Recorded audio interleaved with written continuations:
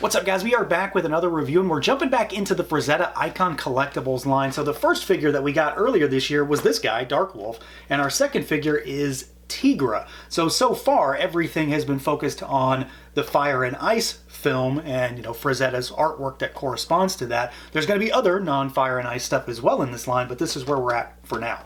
Just like the Dark Wolf figure, Teegra comes in a similar style box. So you've got a big front panel with Frazetta artwork there on the front, and then you've got on the back a product shot, a little bit of a write-up, and showcasing everything that she comes with. Product shot on the spine as well. And just like the Dark Wolf figure, this is like a flap on the front, so you can pop that open. You've got a big product shot there of Teegra, and then of course the figure in the window. So yeah, let's do it. Let's pull her out and take a look. And here we go, out of the package, our Fire and Ice Teegra from Frazetta Girls. This is the Icon Collectibles line.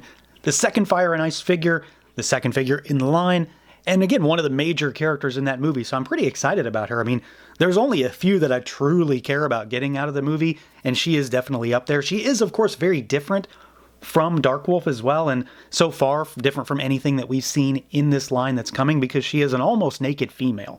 So articulation challenges are a little bit different, and then of course the sculpt, build, everything is just very much not the same. She is still very impressive though, especially visually. Really happy with the looks here, and there's a lot going on with this figure despite her, well, not having a lot of clothes on. So let's see what she can do, see how she moves around. She is going to be more limited, and I don't think that's surprising in any way, just based on what they've done here to not break up the sculpt, but still give her enough range. So you've got a head that can swivel, and that's mostly what it can do. She can look down pretty good, but she's not really going to look up too much. She can a little, but not a lot. And then you've got a little tilt side to side. It's just the hair. I mean, hair on a female figure almost always does this. Now, there is articulation in the torso. You can't see it, though. I'm going to take her hair is removable. I'm going to take that off, and then, I hope I don't get demonetized for this. We're going to take her, I don't know what you call that, half shirt. So this is what she looks like underneath. So for anybody hoping for that nude scene in the swamp, you're not going to be happy, but she does have some articulation here. I just wanted you to be able to see how she moves. Arms go out at the shoulder. They swivel, similar to Dark Wolf, and this is actually something that I missed when I first messed with Dark Wolf. The arms do sort of rock here. They sit over top of a joint that pegs into the chest. So there is a little bit of movement here. I don't know if it's as useful as it is on Dark Wolf, but it's present. You've got single jointed elbows and swivel, and then you've got hinge and swivel at the wrist, of course. Diaphragm cut, which is really nice here, though. Tilt side to side is very good. Forward isn't as good as backwards, but she does have good range, and of course that's your swivel point also. Legs go out pretty far. That's really decent. They kick forward about that far without going too crazy with them. They kick backwards a little bit. You do have a twist up here, so this is just a barbell. Well, it looks like a barbell anyway. And then she's got twist at that ball. There is no actual thigh cut here because they're not breaking up this sculpt, which I'm personally fine with. I don't think it's too big of a deal because she's got single jointed swiveling knees. They go back about that far and then they rotate, so you can rotate down there. And then you've got really good rocker, and then you've got pretty solid hinges down here also. So she does have some range. She is not a warrior, really. I mean, she does fight and stuff, but she's not Dark Wolf. She's not the same kind of character, so I'm not upset about what she can't do in comparison. I think the bigger focus is the visuals here and keeping her as close to on model as possible. And breaking up the sculpt would have messed around with that. I'm happy with what they were able to save by not carving her up, but also with what they were able to put in there to make her do what she is able to do. Like I said, I think the visuals are more important for this particular character, for this figure, than anything else. I am happy that she can move the way she moves, but this figure is all about the looks. It's very obvious that it's about the sculpt, and it's about the paint in particular. There is, I don't know, maybe more paint here than you might expect. She is covered in it, pretty much fully painted from head to toe. She does have a lot of shading on there as well, and honestly, it does help to bring out the sculpt here, and it helps to, I don't know, really make her seem just more real. I'm very happy with the way this looks. Despite the fact that I don't have a lot of female figures on my shelf that are truly like almost naked, I don't really do that kind of stuff, I think she looks really good. This is very on model and on brand for Teegra and this film in particular. And like I said, it's all about the visuals. Sculpt, paint, proportions are really nice. I'm very happy with the shading. The shading in particular absolutely just makes this figure into something so much better. There's a nice hit of subtle pinks on top of the flesh tones that really just bring things out, and it makes what is muscular about her, like I'm specifically talking about like the stomach and ab area, it makes that really pop and stand out. Makes her look, you know, in shape, I suppose. She does have her little bikini top on there, and that, you know, is pretty much it as far as clothing goes. And then she's got, you know, the bikini bottoms down there. Not a whole lot going on as far as clothing on this figure, which is, again, very much on theme for this film. We're not going to get a topless version, I'm sure. So if you were hoping for that, like I said, you know, you might be slightly disappointed. But I think what we're presented with here is really, really good. And again, you know, if you're not into having bikini-clad figures on your shelf, you can, you know, kind of cover her up a little bit with this. And I think this actually works really well. I was kind of curious how they were going to accomplish this and like what this material was. It's very, very flexible. So this really gives, it's very thin, but it's also got paint on it. Like it's kind of got a frosted look to it, so it helps make it look a little bit more wrinkly. It helps it sort of flow a little bit better. It helps to show off some of that sculpt.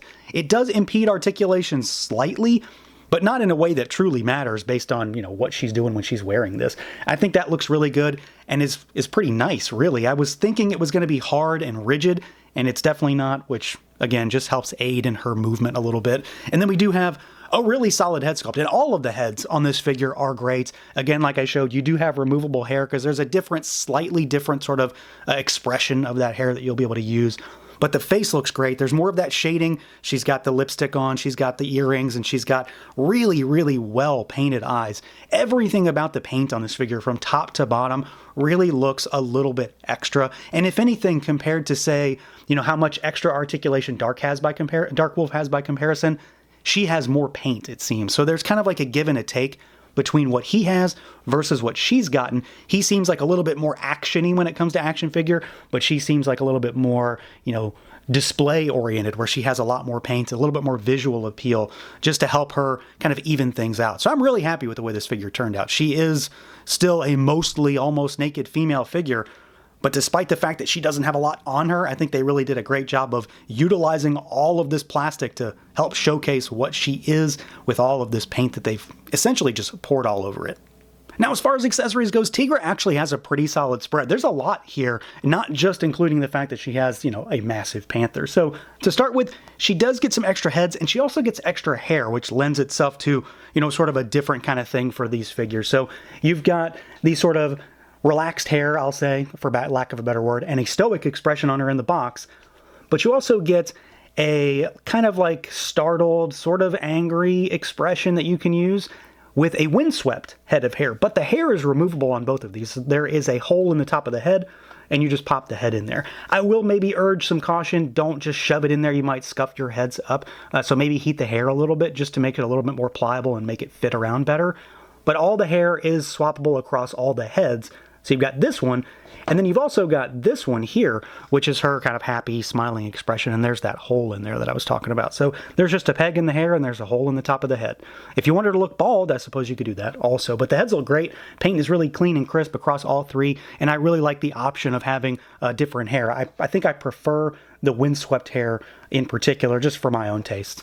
As far as hands, she comes with relaxed hands on her in the box. She's got a set of gripping hands. I've obviously got one here. And then she's also got a set of style posy, splayed finger kind of hands also. So you get 6 total hands with her.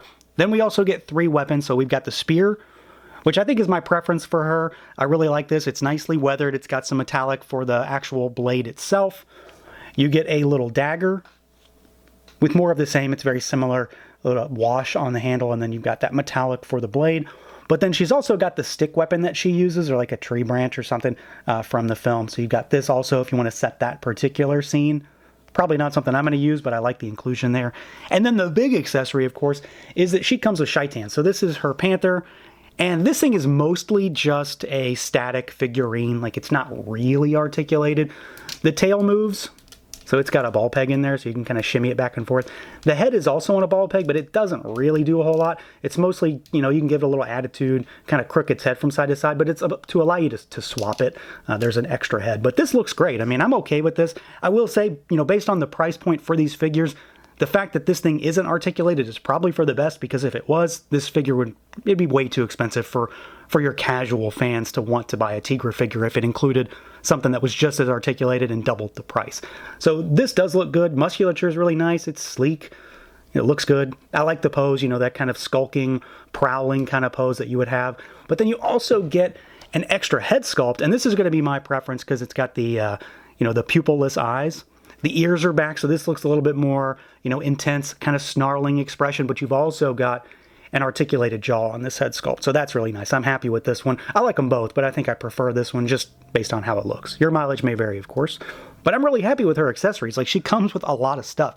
It's nothing too crazy in the grand scheme of things, you know, heads, hair, and then hands and weapons, but it completes her as a package. I'm really happy with everything here, and I'm again, very happy that we got the Panther in any form just to sort of complete that grouping, because they very much go together, and she really does need him. So in general, a lot of stuff here, a lot of cool accessories, cool head system, nice hair options, the whole 9 yards. So yeah, overall, if you're like me and you're a fan of Fire and Ice and you're a fan of Ralph Bakshi and you're a fan of Frazetta stuff, like, this is a no-brainer. I don't know that she necessarily has the same universal appeal that Dark Wolf has, because, I mean, it's him.